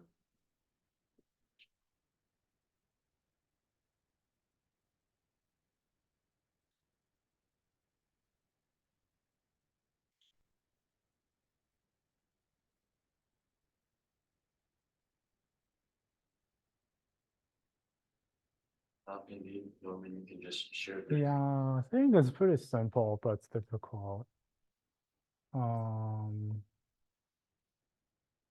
Yeah. Cool. Yeah, it's pretty simple but difficult. Clear, concise, and Christ-centered.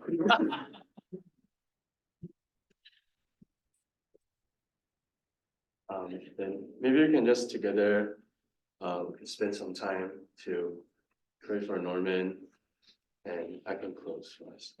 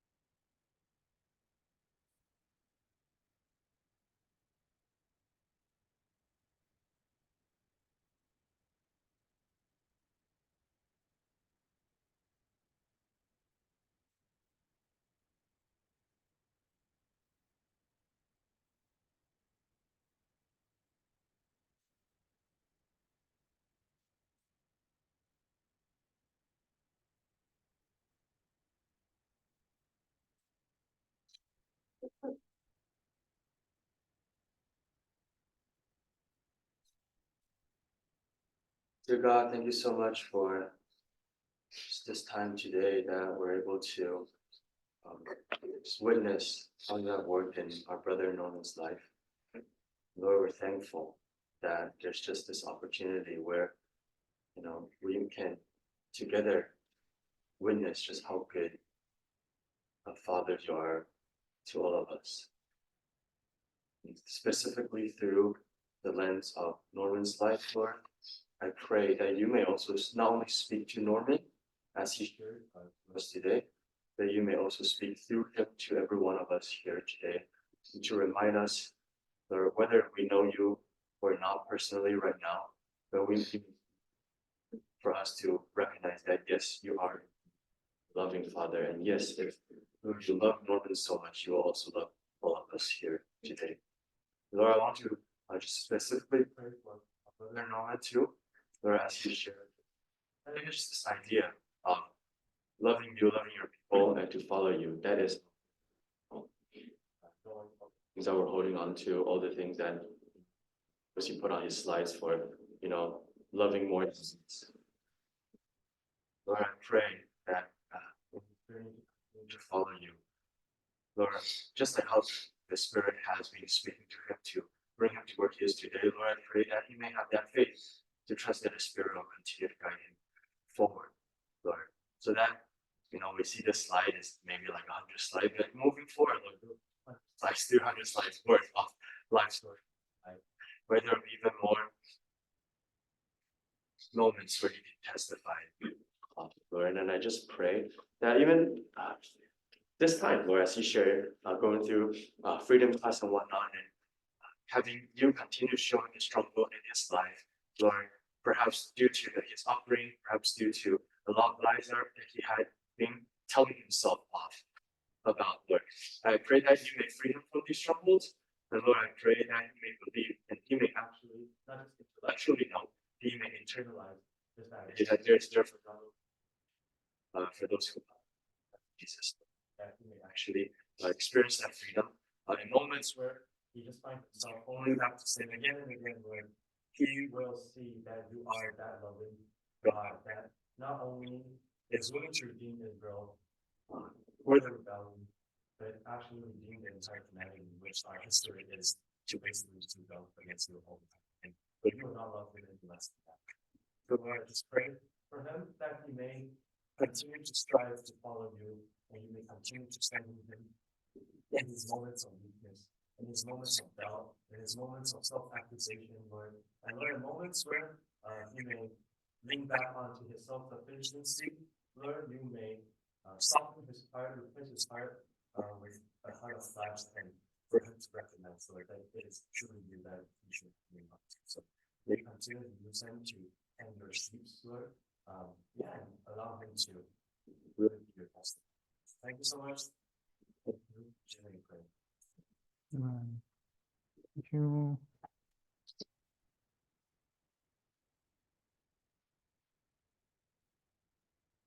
Yeah, the survey. No, I don't have a survey.